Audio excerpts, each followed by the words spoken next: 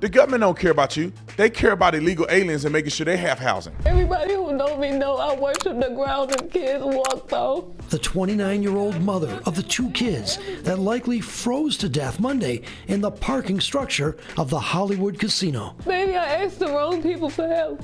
She also asked the city of Detroit for help. I reached out in November. I reached out before that. I've been on the CAM list for a long time. And every time I call to ask if they have a bed, they say they don't have family beds. Why can't we, as black people, create a situation where we have housing for our people?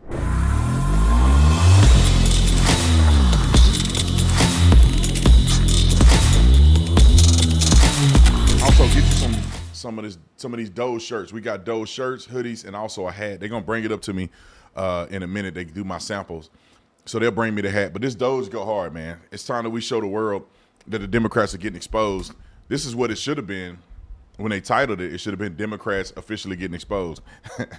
Because they slush funding us to death. 2 kids frozen to death while sleeping in a van in Detroit after a mother was denied homeless services as illegal immigrants overwhelmed the homeless service systems.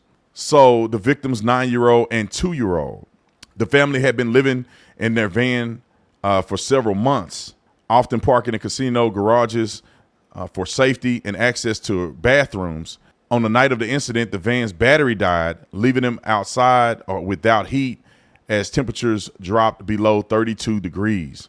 The mother found, I don't want to say his name, the mother found her son unresponsive and sought help from a friend to transport him to the hospital. During the time, it was also discovered that the other child, the 2-year-old, was not breathing. Both children were pronounced dead upon arrival at the hospital. So hopefully after I hear this interview, I'll get a little more clarity on this. This shouldn't happen for 15,000 different reasons. One, Mr. They Not Like Us in halftime shows. Black people, why black people ain't there for their people? Why? This is the thing that bothers me. The government don't give a F about you. Y'all still voting for them. The government don't care about you. They care about illegal aliens and making sure they have housing. Why can't we, as black people, create a situation where we have housing for our people?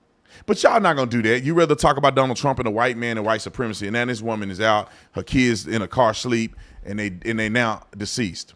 Now I will say this: I do hope that her children. Now I don't know the details specifically, but I do hope that she was in the van with her kids, and I do hope that she had at least attempted to put a cover over the top of them.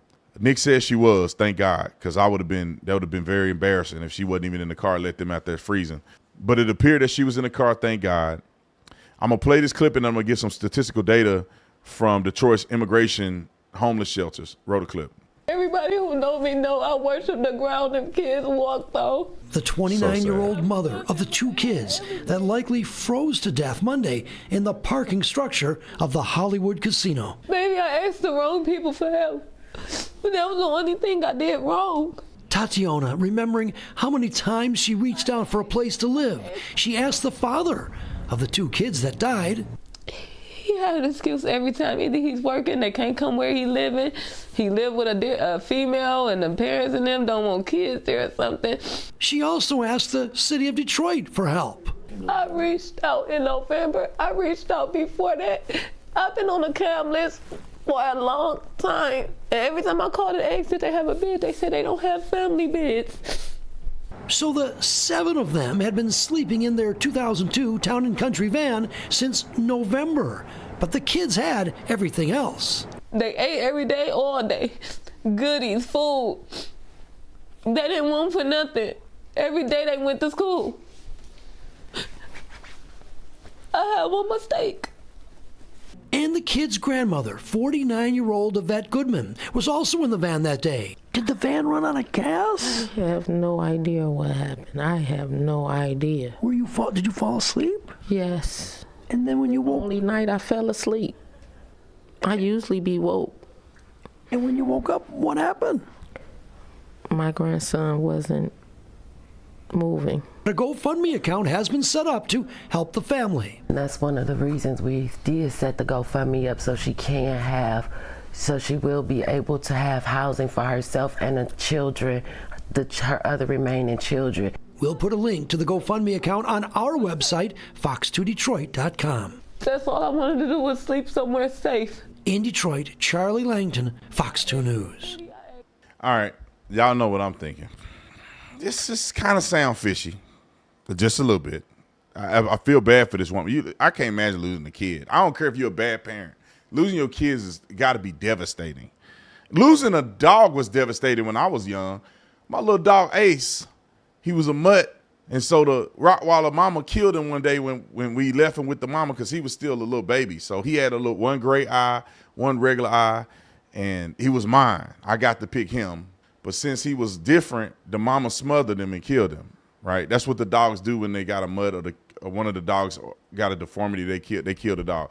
Man, I cried. I was devastated. I still remember Ace. I still remember Ace. Imagine your kid. It's got to be devastating. Now, let me tell you the sketchy parts real quick. And no offense to this woman. I hope to God she tell the truth. Everything squares away. I hope that everything is up and up. The bizarre thing is that the two parents okay, but the two kids both kids didn't make it. That's what kind of get odd to me is that both kids ended up not making it, but the two people were totally fine and completely okay. I'm assuming that they had jackets or something that they were laying on top of these kids. I'm not a scientist or nothing, a pediatric doctor or something, so I don't know. Maybe when you're that little, the adult's body temperature can regulate, and the kids cannot. And I'm praying to God that's what happened. No foul play. That's all I'm saying. I hope it's nothing crazy. And if she's telling the truth, baby daddy should go to jail. He should go to jail. How you got kids? Your kids on the street. You need to go to jail. I don't know what else to say. You got a house somewhere you land, and you don't let your kids lay. You're responsible vicariously for the death of these kids. She can't get a shelter, and you laid up. You didn't mind bumping and grinding and pumping and sweating to get them kids. These are your kids. Wherever you stay, they stay. Your mom and them won't let, bro, you better find somewhere else to live because your kids should be able to go where you go. It ain't just on the mama. Now, I don't know the secret situation because I know women be tripping with these kids. They tell you never see your kids again, and then one day they call you up and say, hey, they got to come with you. And they gave you no warning or nothing.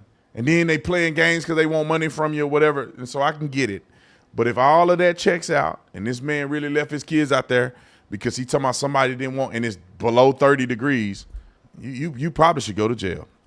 Let me give you some stats on the immigration or the migrants who are affecting Detroit's homeless shelters. Undocumented immigrants in Michigan,